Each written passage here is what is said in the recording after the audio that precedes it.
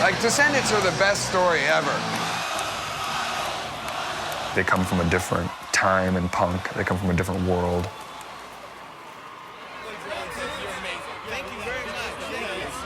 You have this idea that started in 70-something, and to see it still going, that's totally cool.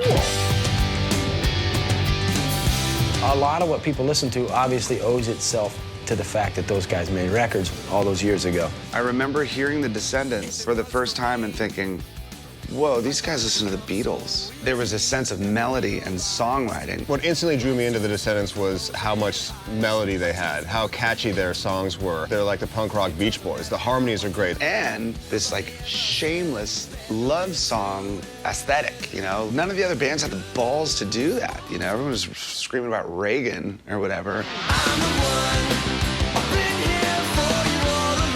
I think the Descendents are possibly one of the most underrated bands that too often don't get the credit for essentially creating pop punk. They're a part of the foundation, the fabric. This sincere connection of pop and angst at the same time without it ever being this, like, thuggish tough guy thing. Running out of time again. You have this singer who looks like a fucking geek singing about getting screwed over by a chick with the gnarliest band behind him. It was great. Those sheets are dirty, and so are you. And they worked just very few days off. They're always pushing themselves. Almost a militant, work ethic. It would be insanely sweaty in the room. It was gross. They're the most precise band, I think. They were real players, and they prided themselves on playing their instruments very, very well. I'm with the Fury, man. It's right here in my heart to see these guys again. This is Milo of the Descendants, and I'm sorry, I'm Bill. Bill is the brainchild behind the Descendants. It is trippy that they were a drummer-run band. Because our whole goal was like, yeah, no, it's cool. There's this thing called punk rock. Now let's take it somewhere. In 1987, when I said, well, I want to go be a nerd, scientist, geek, well, then they said, hey, see you later. All of a sudden, then we formed All. Since this band's inception in 1978... What other bands have you been in? Black Flag. What bands have you been in? You're not going to get one person You've probably never heard of them. on this planet They're formerly called the Descendants. They're now simply called All. to say they like All better than the Descendants. All better than the Folks, give a nice warm welcome to All. No fucking way. No fucking way. People literally didn't know who they were. They're like, well, who's All? I'm like, well, it's Descendants, same band, different singer. Same band, different singer. So there's a different singer, big deal, whatever. There's no other band like them. It doesn't matter which one they are. Doesn't matter which one they are. The caliber of songwriting and subject matter that is so close and relatable to has not wavered, for 30 years. I don't think there were any other bands that could do what they did. It's good to see that those guys are getting the credit for what they, in a lot of ways, created. But the show is far from being over.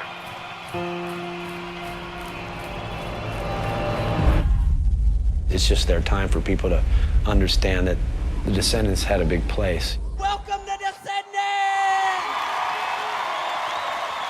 It's been a long time for us, so... Wow.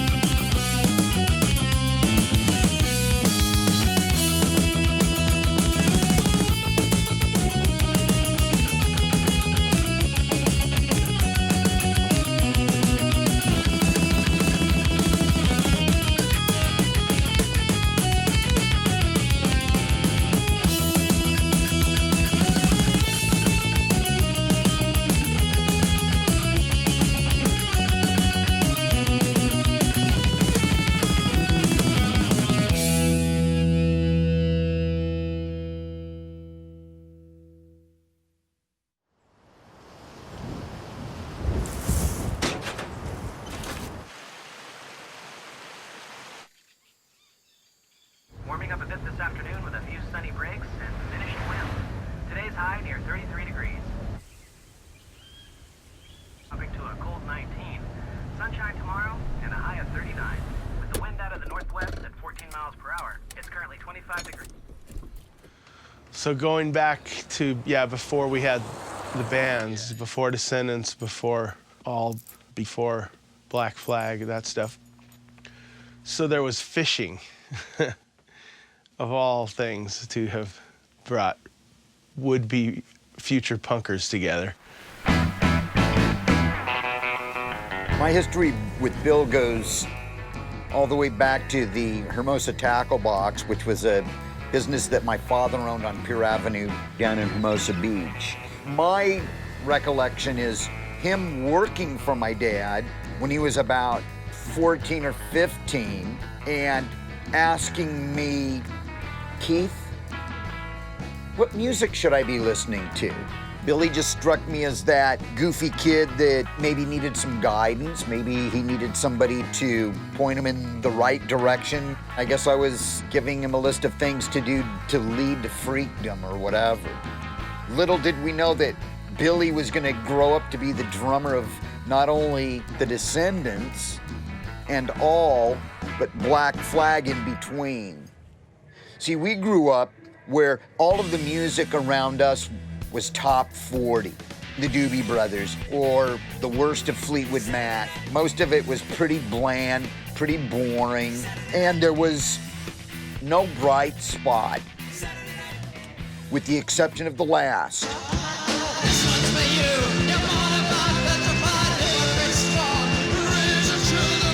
Basically, I, like a lot of others, was really dissatisfied by the state of rock music. I was like 20, brought up on the Woodstock myth, and I just couldn't wait to get out there, start going to all the great shows, only to find as the early 70s developed that all the really good people died.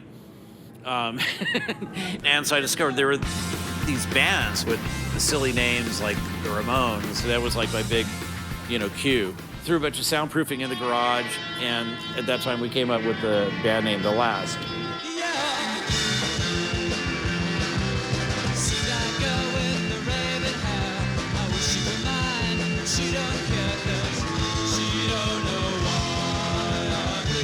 Through the Nolte brothers, we happened to meet characters like Frank Nevada. Total kook, total freak. Frank came to my school, American Martyrs, in 6th grade, and I was just friends with him straight away. Both had interest in music, both started playing guitar at the same time. They're just typical kids. The next thing I know, they're deciding to start a band. Yeah, we're gonna call ourselves the Descendents. Frank came up with the Descendants. He had the funny spelling, thought he was clever.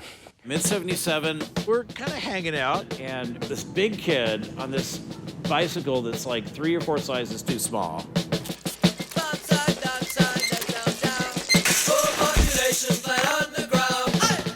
My brother David goes, oh my God, I know that guy. I had met Bill before he was in my Spanish class, so I already kind of knew what he was like. And I just thought if he could play any instrument, he'd be great to be in a band with, because he had just the right attitude. Really, I would think I was a bother to Dave. I would come over every day and I'd be like, hey, you want to hang out? The friend that just keeps coming over and you're like, that's cool. And then Joe really, I think, thought I was a bother. At that time, The Last was making an album, their first album. And so I gave him tapes like rough mixes, and that he really got into that. He was really influenced by our drummer Jack. Yeah. Once I heard that, The Last, that She Don't Know Why I'm Here, man, I was like a total groupie of The Last. I thought they were the greatest band in the whole world. What happened was Bill was intrigued by what David and Frank were doing. Frank made a demo of his songs, and Bill took a tape and overdubbed backing vocals on it. Dave and Frank got the tape back and said, oh my God. He may smell of fish, and he may seem kind of weird, but this is the guy. He's better than we are. That was truly the beginning of the band right there. Frank got me into more punk rock proper. Ramones, Dickies, the Sex Pistols. Those guys, they were like twins.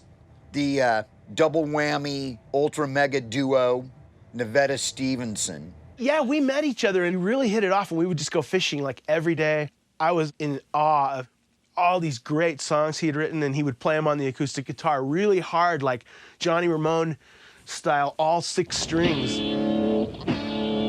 He had this bitter resentment that drenched every step he took and every word that he spoke. And his songs were just filled with that envy of people that are better looking, that are more successful.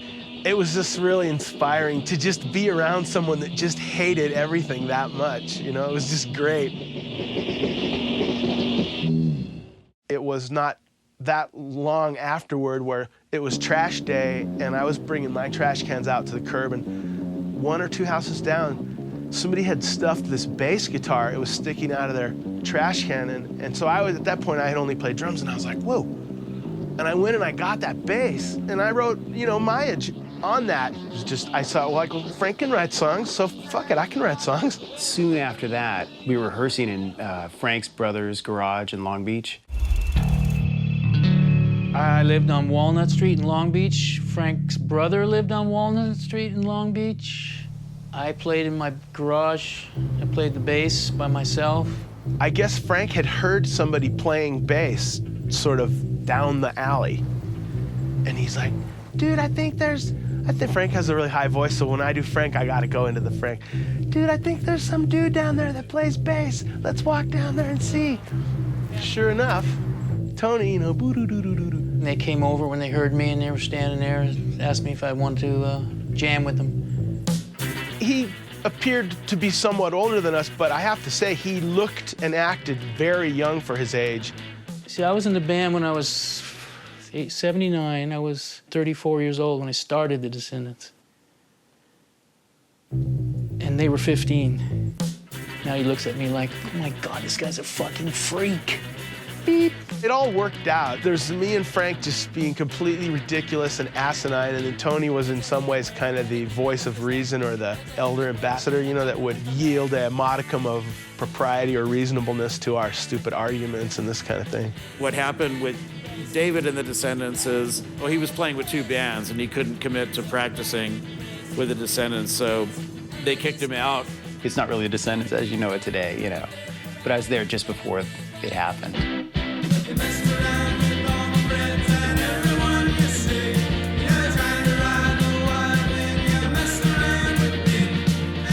The birth of the Descendents as a live entity corresponds with this sort of epiphanal birth, if you will, of the Minutemen.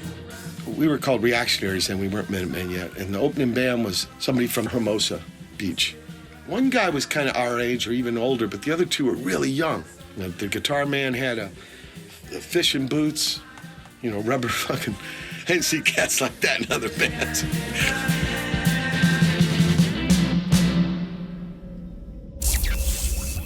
Milo was the biggest Descendents fan. At a certain point, he would start making me pick him up and drive him to practice, and he would just sit and watch us practice. I mean, I would pick him up every day. I think one day I was watching him practice, and I said, I think I could probably sing It's a Hectic World, you know, and they said, okay, just go and do it. The mic's all set up. We were just in there, and in between 2 songs, Frank just goes, fuck it. Let's just get Milo to sing these fucking things. And we're like, yeah. Yeah, and so Milo just got out of his chair and started singing, and that was it. It was like Frank saw the obvious that none of us could see.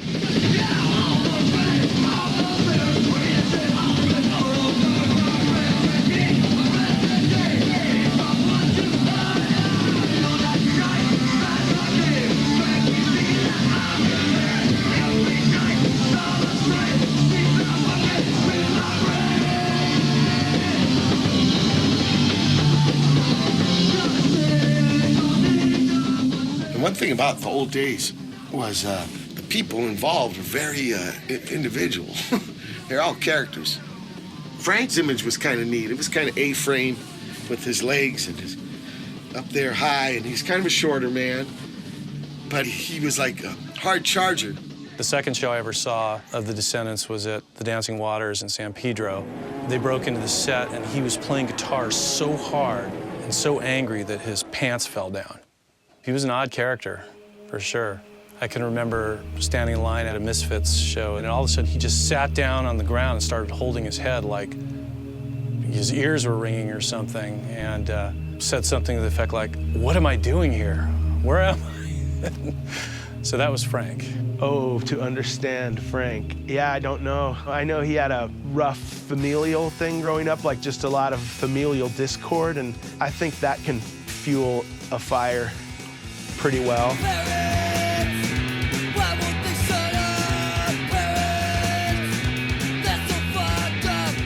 I never sat there and like, wow, what made this guy so weird? Because I didn't have really familial discord. I just kind of didn't have any familial at all.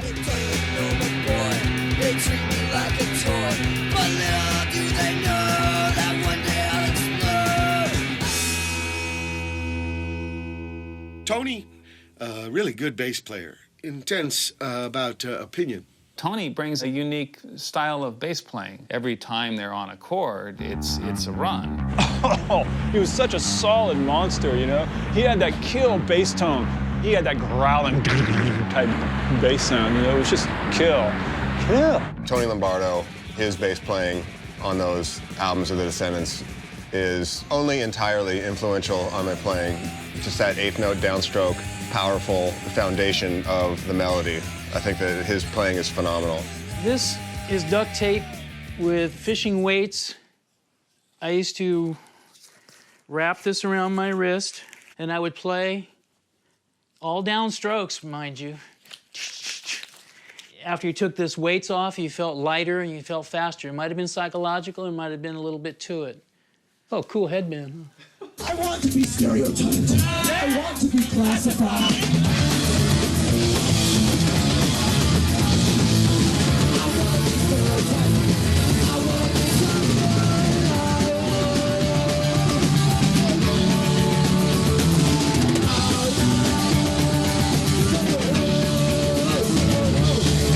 They all had the image in a way, but Milo, his image especially was, I guess people didn't expect of a dude in a band.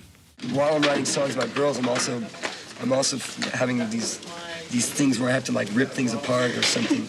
So I have to write these songs about girls, but I also have to like rip it up. So he just became this kind of thing that was powerful. Do you know what I think about you? The hand in the back pocket and sing, you know, this intense projection. I don't think he thought about it. I think he just was what he was, but it came off being kind of a thing that I loved.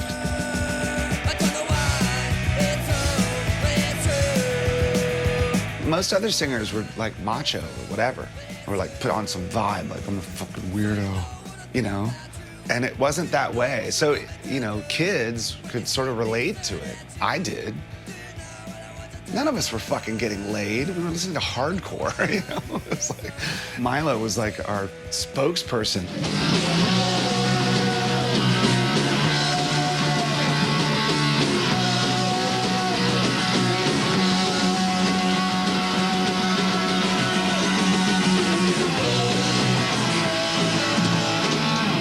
We were starting to get more into faster-paced music and drinking a lot of coffee. Give me my coffee. Caffeine, it makes you hyper. Come to Stevenson. In general, it makes you want to play faster. Oh, wait, we interrupt this broadcast to bring you this special announcement. Warning, the bass master drummer has determined the copy room. My glasses are fogging up just thinking about it.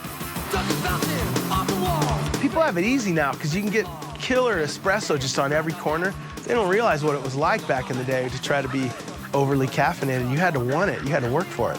10 spoons of instant coffee into like water, so it was like mud, and then put a bunch of sugar in there. It would give you the most hellacious farts known to humanity.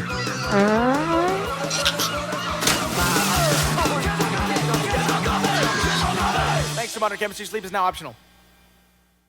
The scene was so small in those days. Stuff just didn't come to you. You had to make it happen. Bands would get together and rent VFW halls or rent Eagles clubs or nights of whatever. The clubs that were doing punk rock at the time, the ones in Hollywood, they weren't down with us guys with no punk rock appearance. Looks, There was no immature looks for that band. They had no, back then it would be like the Addicts had a look, the Buzzcocks had a look, things like that. But the Descendents, they just looked like whatever they slept in their van, they would come out and play. And these were these nerdy guys that didn't give a shit about an image or trying to fit in with somebody's clique, and not even trying to fit in with their own clique. Working man's band, jeans, t-shirt, boom, steamrolled you from the time they hit the stage.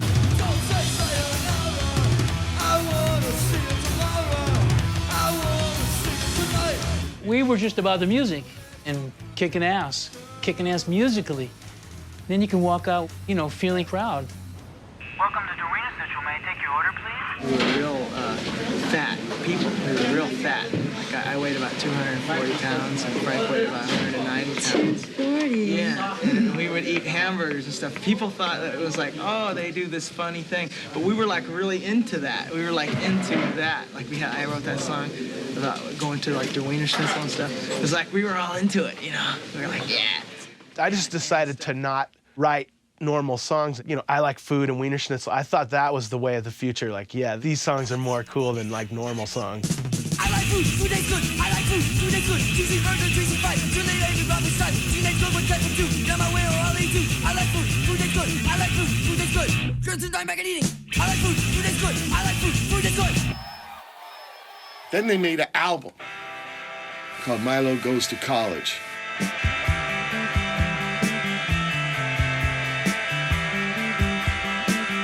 Yeah, we were like blown away by it. Running out of time again. Where did you go wrong this time? When your problems overwhelm you, go get drunk, it's party time. Take a prelude, relax your mind, relax your body too. Run from your problem, but you'll never get away. No one loves you, and you wonder why. By the time we recorded Milo Goes to College, the pendulum swung somewhere maybe in the middle. There's a lot of melodic and pop elements to it, but it also has that bitter resentment I was talking about with Frank.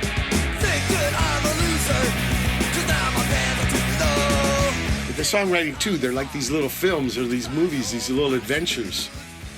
They're intense. Catalina, that's the big swan song on there, and it's that big voyage. We're gonna go out fishing and shit. I'm a mess. I don't care. Kind of sitting. You didn't get bored because Tony's like coming from way over there, and I'm coming from way over there, and Frank's over there, and Milo. Yeah, I think the Milo record is like their thing, like their Sgt. Pepper, From the minute that I heard, the beginning, it was like, this is the music that I have been waiting for. We made no secret about the fact that the Descendents were an influential band for Face to Face. I heard Kabuki Girl and Rodney on the Rock, and kabam, there it is. The Descendents were definitely one of my gateway drugs to punk rock. I wanted to do what they were doing. I wanted to sound like they were sounding. Resonated with both of us so much and spoke to both of us so much that it was almost this revelatory. Holy shit. Yeah, it was just instant love affair. It just changed my life, I realized that you can make a punk record and have that kind of pop sensibility, but also be intricate. If the Descendents had made Milo Goes to College in 1999, they'd be living in fucking mansions, That's a fucking amazing record. And don't even get me started on the artwork. It just started off to taunt Milo. I mean, it was just to taunt him.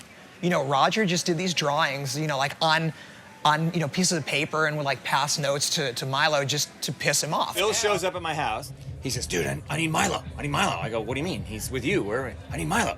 No, I need the cover for the album. You gotta do it. I go, Roger does the drawing. He says, no, I gotta do it. I said, okay. I go, what kind of Milo do you want? So I draw him a Milo, and first was the crew neck t-shirt. Then I drew the polo shirt Milo. Yeah. And I do the Milo with a tie. It was a college. Yeah. He goes, oh, that's it. That becomes the cover of the first record.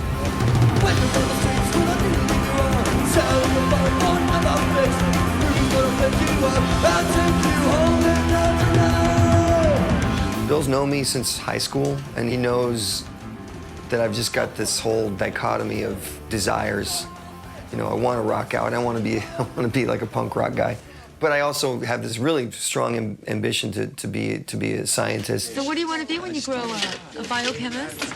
Yeah, I want to I'd like to cure the world of all known diseases and solve solve the world's hunger problem and solve war. I figure I should be able to do that within 20 years or so. There was never the idea of like Milo not being a scientist and Milo staying in the band. Like, you know, he just was always real clear about being into his science first and foremost. After that, Billy becomes part of Black Flag, and Descendents kind of went on hold. Just get into it for yourself.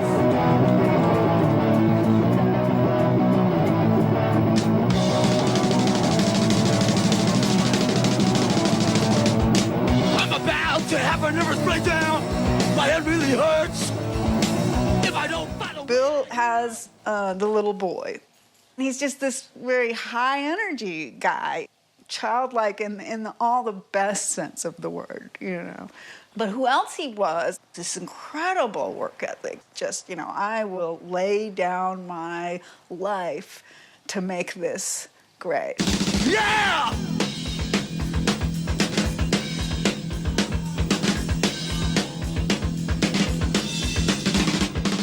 Playing in a band where you are not the leader is a huge challenge, and it's a wonderful exercise in how to be a better player. Bill was recording with Black Flag, and he invited me up to do backing vocals for Loose Nut. He pulled me aside. He's like, "Hey, I got these songs, but you know, they're not Black Flag songs. You know, they're really more Descendants songs." I said, "Hey, let me hear them." So it was just an instrumental track, and he sang over it, and it's like saying "Silly Girl" to me. I was like, "Whoa." It's called Silly Girl.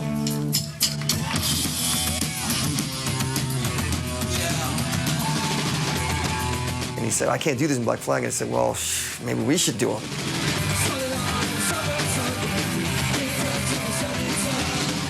He and I and Tony, Frank had already took off, so it was Ray. At some point, Frank just took off, and he put all of his equipment in a pile and lit it on fire, and then moved to Oregon.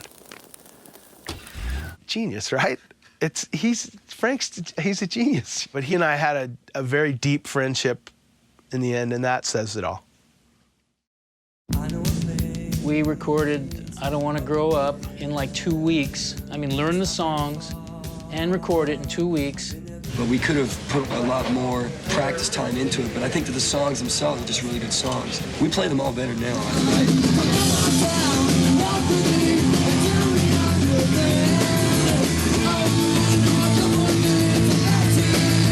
I got a taste of touring in Black Flag, and then I wanted to take that and spread it laterally to what the Descendants would or could do.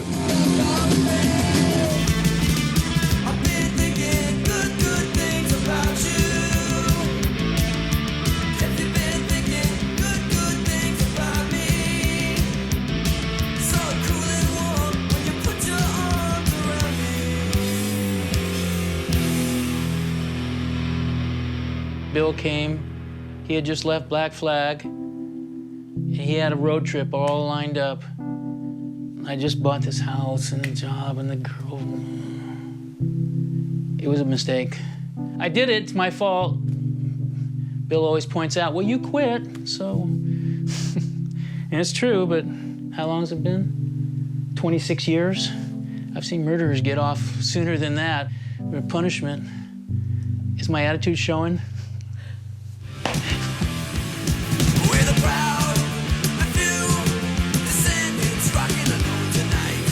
I feel like I was almost born a Descendant. It was the perfect vehicle for me to express my inner emotions and attitudes. It was the best time of my life, and I'd still be doing it if I could.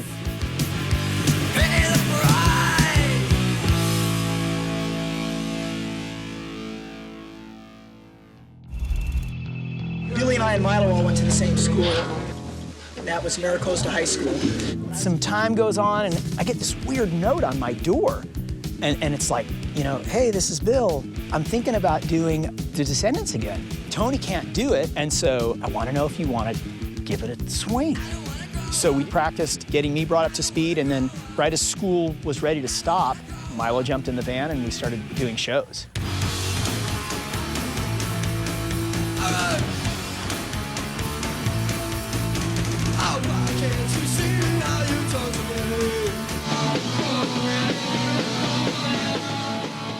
Milo Goes to College is probably the record you identify the band with the most, maybe.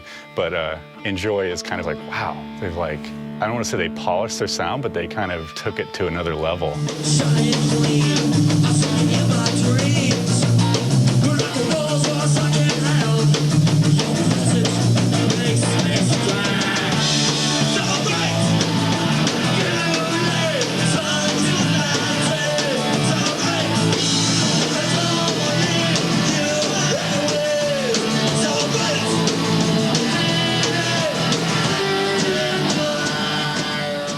I was a jazz musician, right? And I was at Radio Tokyo cutting my own demos.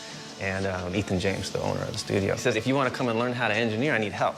And finally, I'm good enough, so he's ready to give me some clients, right? And so he says to me, you know, there's this record that I want you to do. I'm like, all right, a record. I got a fucking record, you know? And I go in to do it, and it's the Descendents, and they're farting.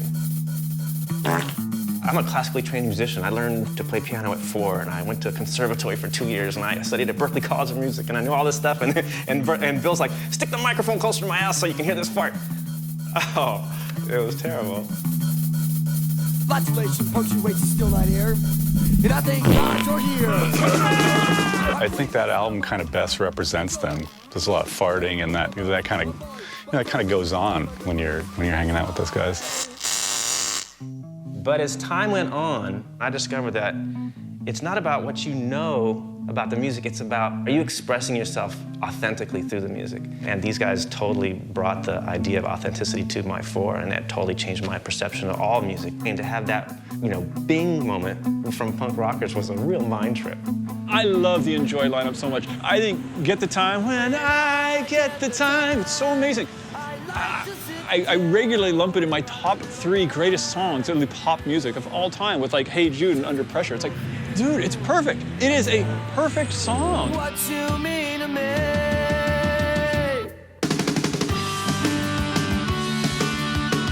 And maybe if it didn't have a toilet paper roll on the cover or whatever, it could have sold 20 million copies. I don't know.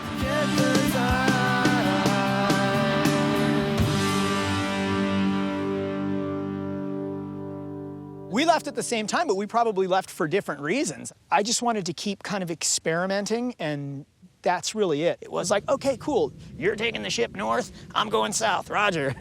And for Ray, I don't know. I think he's not really the kind of guy that would have that kind of a heart-to-heart with you. Sometimes a man, a few words. Ray's bummed, and he has good reason to be, too. I'm not bummed. You're not bummed anymore? I've never been bummed. Maybe just irritated. No. I'm kidding. No. I don't think he really wanted to be in the center of the tornado of the Descendents. So Bill and I are sitting there going, what do we do now? It's like, we don't have a band anymore. And he must have had a friend up in Utah. He just called him up. You know, you want to do this bass gig with us? And he said, I can't do it. Carl's listening in like, give me the phone.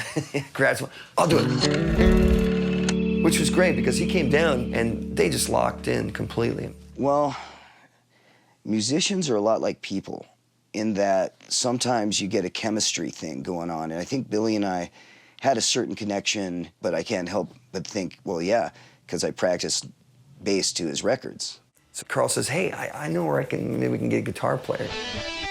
I met Steph when we were 12 years old in 1976 in Bryant Junior High School in Salt Lake. I literally learned to play with him.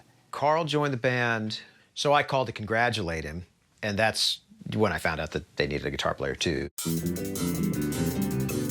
When I met Stefan, he lived in the closet of a one-bedroom apartment, and he owned a bicycle, his skateboard, his guitar, not much else. He didn't have much money. You know, and the punk rock thing was tailor-made for guys like us, because it's like, oh, all right, well, we're not going to get anywhere in society anyway because we're the bottom of the pile. All right.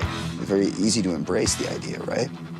For me, meeting Bill, beyond my massive love for the Descendents music, was my massive love for Black Flag's music, and he had been in both. So the idea that it was Carl, my oldest friend, and I joining this band that were so huge to us, it was like living on a cloud. You know what I mean? We were just like, what just happened? You know, like, we just joined the Descendents. This is gnarly.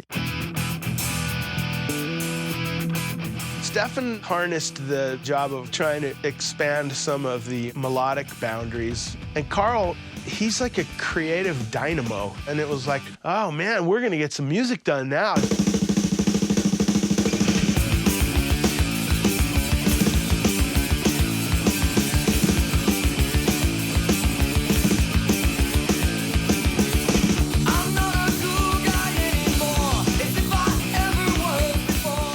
We moved into Descendents Central Headquarters, which was a storefront on the PCH in Lomita, California. We lived in a little room with 3 bunk beds that Doug and Ray and Milo and Billy had built. We had a practice space in between the back room and then the front room where the office was, and that was our life. Those first tours were very grueling in the way that it is when you're not used to it. You know, there's no money. We're playing, you know, in these little tiny shows. Yeah, staying on the floor of whoever. It's the typical punk rock house where it's 3 in the morning and the music's up on 11 and people are drinking and shouting and you're trying to find a place to sleep and this girl's got this brain-damaged mouse that can only run in a circle in the middle of the room. And this is the kind of madness that was kind of normal, you know. So sleeping in the van was real popular. Carl, I'm not sure if the term savant might apply, but he's highly skilled in very specialized areas. And then, like normal people shit, he's not as much into that stuff. I guess it's more like late '86, and we just started working up songs for the All record at that point.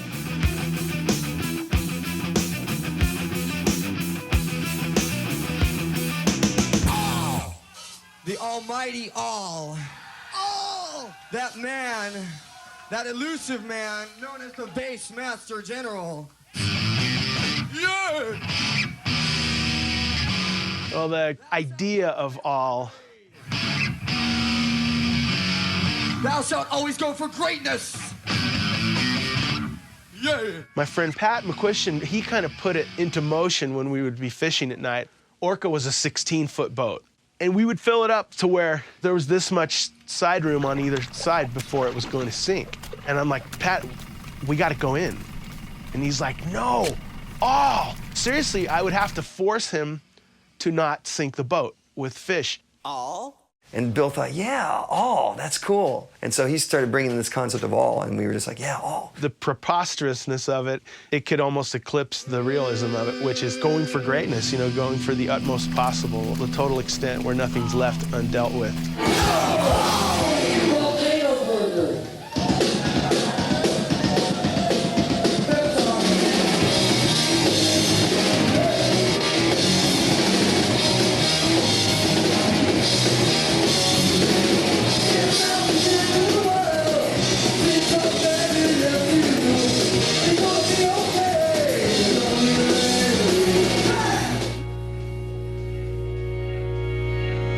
Descendents doctrine predicates Milo has to quit the band like every couple of years. It's just part of the story. You know, the band was fun, but I hadn't achieved All, basically, in music or in science. But I mean, I had the opportunity to try to go and achieve All more in science, and I just decided to take that opportunity. I toured him to death. We did all those tours in a row, and he's like, I gotta go focus on my studies and do something real. I mean, we were making $5 or $10 per day in our pocket, and that's it. We had nowhere to live. And you could see where a guy with the kind of brain power he has would say, you know what? I don't have to sleep next to Bill's drum set in the practice room. Part of it has to do with the fact that I never really considered music a career, and so whenever I would leave the band, it was like, I'm doing this for fun, you know, and my real career is in this other thing. And actually, the more that the music started to seem like a career, the less I seemed to like it. In '87, I left the band and we did the final tour, and there wasn't one of these things of like, well, I'm going to do this for a while and then I'm going to come back to the band. It was more like, I'm embarking on, you know, my life's career to do this.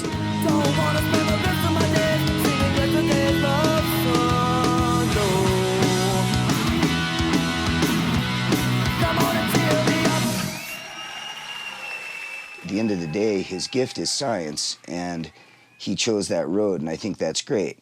From a standpoint of the guy in the band with him, there's a certain moment of, oh, fuck, what do we do now? Tell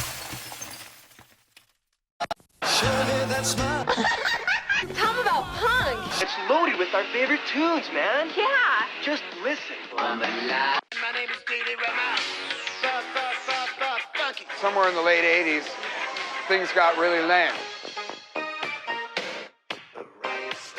Mom, do you douche? I sure do. To order Punk, call the number on your screen. Their answer was to form All.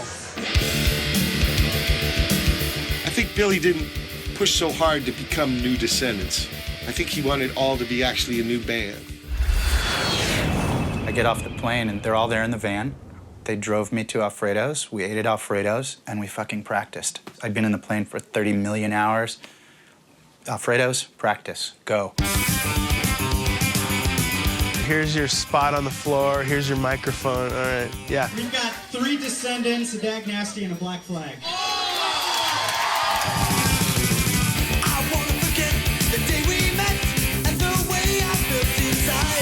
I mean, I wasn't writing for a band name. I was writing because some girl was treating me really poorly, and I was expressing myself about it, catharsis.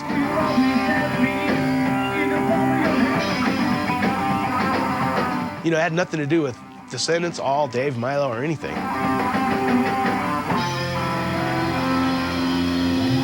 I know it was Billy now in charge. Totally. All is Bill. Bill is all, right? I mean, when the concept of all, you know, you focus what you want like a dog on a piece of meat. You grab it and you don't let go until you've eaten the whole thing plus the bone, you know? He wanted to try this thing where everything is just very, very focused and nothing is derivative. No creeks, no streams coming off the river. You know, it's just Niagara Falls.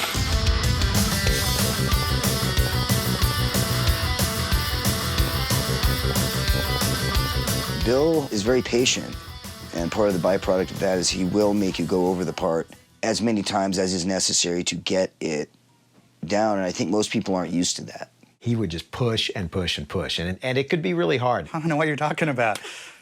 Just because I had to sing just perfect for like 4 hours in the studio before he got the take he wanted? He probably told you that it was excessively meticulous. I said, dude, I'm really hungry, you know. Let's take a little break and I'll come back to it. And he comes back at this big Snickers bar. He tapes it to the other side of the glass. When you're done, you can have it. And I'm like, oh my God, are you fucking kidding me? All right, fucking push play.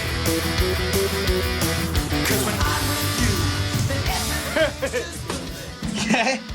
That's basically your drawing More of parallel. survival, not compromise. It was constantly a battle with him. He had ideas of the way things should be, and the way the sound should be, and the way the mix should be, and the way the song should be sung. And it had to be his way. It had to be his way. And he was actually usually right, I gotta say.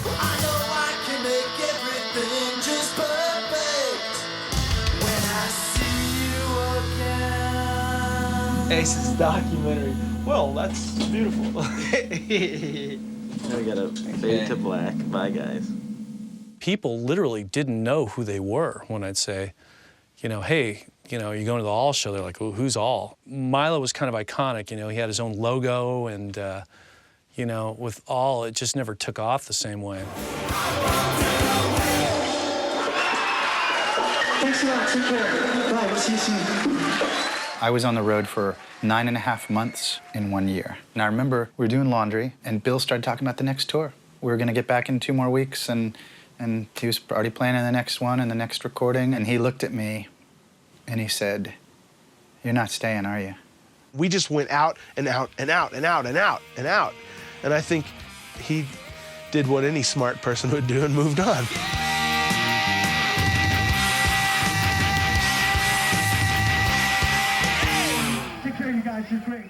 You know, there's that instant thing of like, well, who do we get as the singer? And the obvious choice was the boy next door, literally, because Scott was practicing with his band next door to us.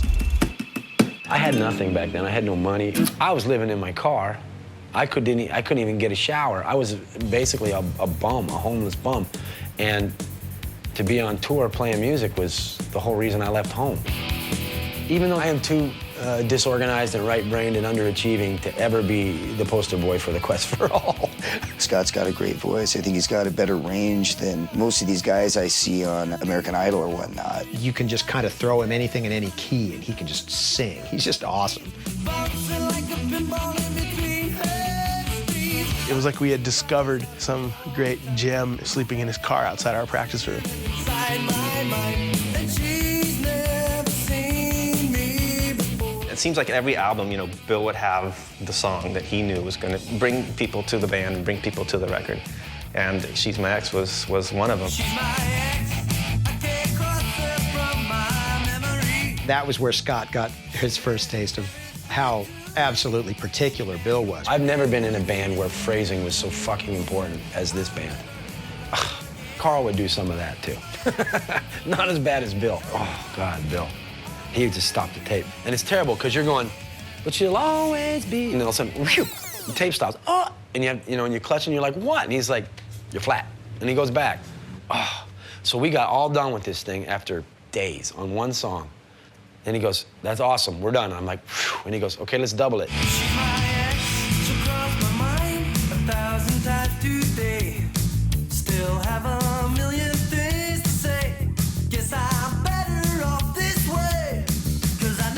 When Dave was in the band, we intentionally didn't do any of the Milo songs. And then we went ahead and sort of introduced a few into the set with Scott.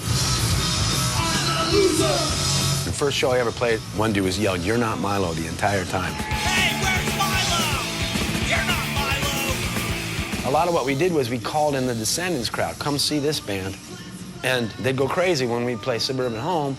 But I don't think that a lot of people that might have liked what we did got to hear it, because the Descendents all thing, we just pounded it down people's throats. It bothers me because every single record they ever put out, I just think, why isn't this not like, you know, top of the charts? You know, if I could take a fan and shake them and just go, no, you know, that's not the way it is, you know, it's ridiculous. To this day, I still get a lot of that. You know, you're not Milo, and it's like, and I love the Descendents, don't get me wrong, but we never found our niche because we were always trying to get back into that other niche.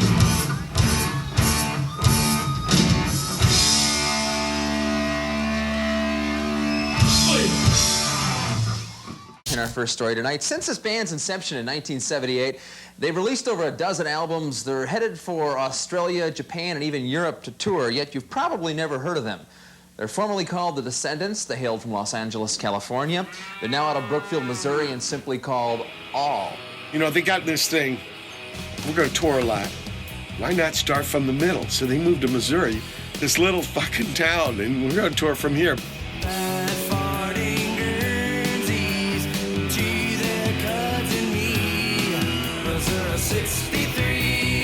That was a financial necessity, because LA, at the level of poverty we were at, was not that easy of a place to be in.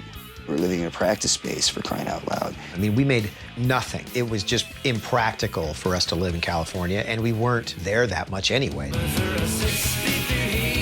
So Bill came up with the idea, hey, you know, my dad's got this house out here in rural Missouri where he grew up.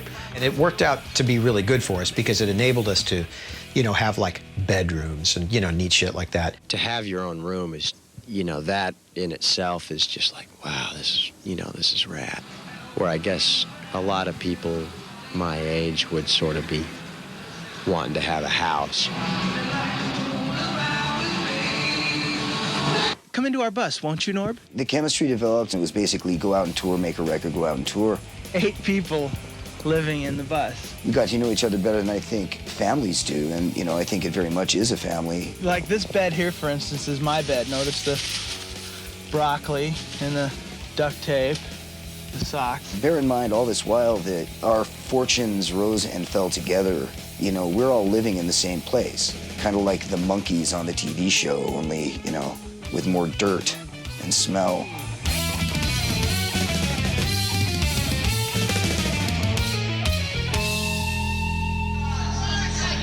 These guys with the guns and sticks, they're getting kind of pissed. You guys gotta cool out. When I was in the band, it was when we were at our most urgent. We really needed it to succeed. We were broke and filthy, and we lived like animals.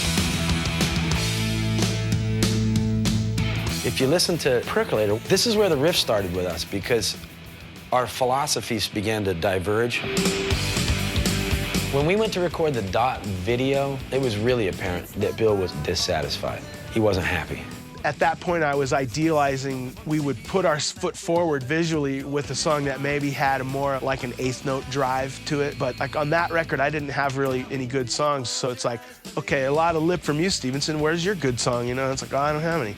the 4 distinct musical camps, and I think they're all very strong in their own way, made for a pretty eclectic collection of songs. I think people didn't react well to not having a consistent sound and knowing what the band sounded like. If you consider music our child, our baby, you got 4 different parents. You know, what are you gonna do? It's gonna fuck up eventually. Yes, that's just the way this story goes. At the end, I just wanted so badly to go do something else. When it adds to nothing, makes you wonder why you try. We had a great run, you know, with Scott. He has the best sense of humor, and he's so sharp-witted and just so fun. Every decision I've made since I left the band has been the wrong decision. On the one hand, I wanted my independence. On the other hand, ironically, that's why I'm a bar back now.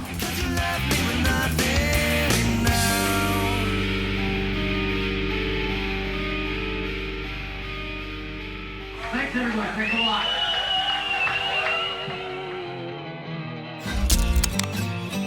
Chad was really good to have come into play at that time because he was very laid back. You know, Chad's very laconic to the point of speechlessness. It was killer. I mean, I was a huge All fan. I mean, I just grew up with Descendents and stuff and whatnot. Chad had been sort of a fan that we just got to be friends with. We didn't really know he was that good of a singer. It was like, wow, man, listen to those pipes. It's quite striking, really. If you've never heard him and then you just hear him sing, it's like, whoa.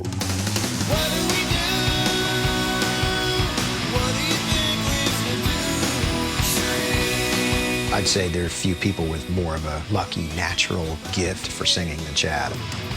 Bill told me about Chad. He said, look, Milo got great. He said it took him a while. Chad was great. Bill said, hey, we're trying this guy out for all, you know. And what do you think? And I heard his voice. I was like, yeah, get that guy.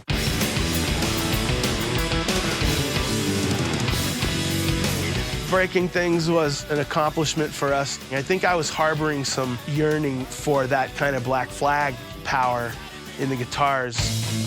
But I don't think it has the intrigue of musical diversity that like Saves or Revenge has. You're comparing and contrasting these things, but it doesn't work that way, because ultimately it's just us expressing our ideas in our bedroom and then playing them in a garage together, and there's no direction for that. There's no rudder. So the records come out how they come out. You have to keep moving forward as a band, and so sometimes in order to get from point A to point B, there's that middle point where the result might not be what people expect or what they want, but it's part of your journey, because otherwise, yeah, are we gonna just do Milo Goes to College 19.0? We don't want to do that.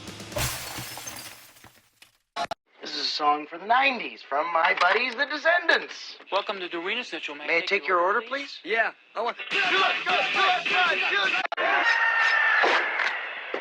This video looks like one of those old punk bands, you know? I don't really like to think of this as just strictly one of those kind of bands who used to be punk rock and then went to a commercial. Yeah, sell out with me tonight. It was the 90s. They were just throwing money at anyone who could hold a guitar. The record companies only give me lots of money. Have majors been talking to you at all and trying to steal you away from crews? Not blatantly. I mean, we've been, you know, in the music thing a long time. It was weird for us, though, because suddenly all these doors were open. So it's funny, people, oh, the major label, and it's like, no, we don't think about that stuff. The major label bought this stuff. The money that we got from our major label deal, we just built a blasting room with it, which was the single smartest thing we probably ever did, really. Next up, it's a live performance by All, who stopped by the studio earlier this week and played a few songs off their 8 album, Pummel. Ladies and gentlemen, Pummel is the new album from my next guest. Give a nice warm welcome to All.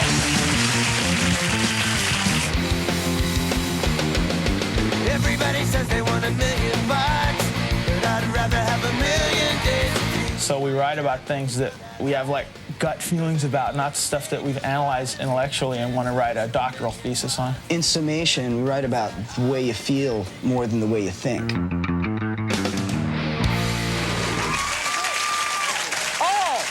That was the last boom time the major labels shall see, so we got our licks in, and I think we got out of it a lot lighter than a lot of people. What if we could just talk it over? If only we could somehow find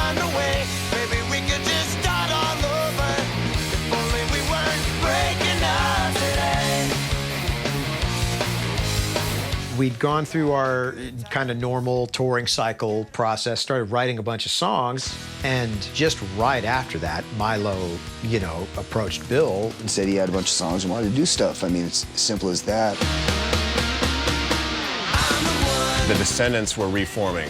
That blew our fucking minds. We were gonna get a chance to see the Descendents actually play, because I never had gotten a chance to see the Descendents play. I got a call from Bill saying, would you want to do a Descendents record, not an All record? And I was like, hell yeah, I would.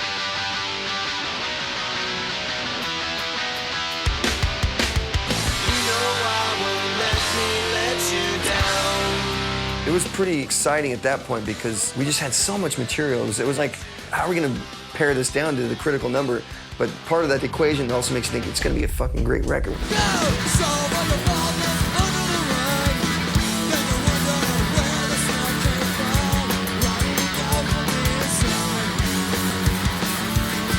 When Everything Sucks came out, okay, this is it. They're gonna fucking happen. People are finally gonna recognize that the Descendents are awesome. Every song was amazing, and it just sounded so huge and so present. It was like the guitars were right there in your face.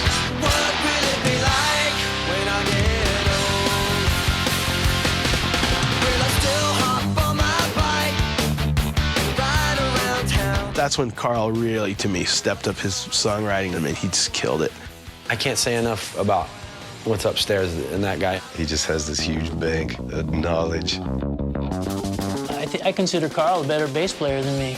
A little more out of the box, a little more out there. This guy is killing it, night after night after night. Just him playing, making every other bass player in the world just cry. I mean, fuck, we've been doing this a long time. Close up on Stephen. Stephen Edgerton is a guitar player's guitar player. See the chords that he pulls off. He plays these really cool demonic sounding leads. What I do is filtered through a lack of true knowledge of music, just an incredible love for it. Like a genuine sweetheart of a guy. I used to call him Poppy because if I had a problem, I could go talk to Stephen. It's really gratifying when you meet people that are your heroes and they're actually as cool and as friendly as you hope that they're gonna be, especially Stephen. He's also incredibly smart, runs very deep. It's weird that all those guys are in one band. It's almost unfair. You know, it seemed like they were embraced by the whole punk community again. Descendents were just total heroes to us growing up. Like, for me, I literally had the tennis racket pretending to be in the Descendents. And then our band got really popular in the second wave, along with Offspring and Rancid and NoFX and Green Day. This was an interesting thing because it was a convergence of like pop culture and what Descendents had always been doing. Everything sucks today. Everything sucks today. Everything sucks today.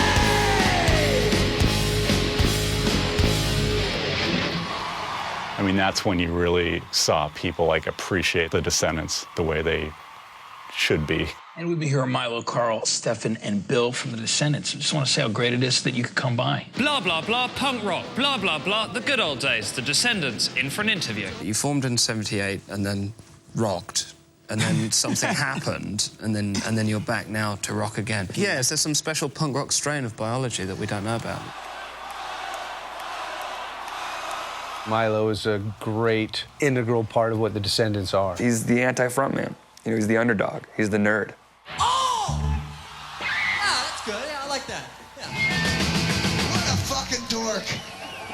A lot of the stuff that we do with our music is based on, like, having people throw food at you in high school and just trying to, like, you know, those are the people who we address a lot of our songs about, basically saying that, you know, you may think I'm a loser, but, you know, you're the loser, really. Yeah. He's the antithesis of like Axl Rose or Bono fronting a band, you know what I mean? He's seminal. He's seminal American punk rock singer.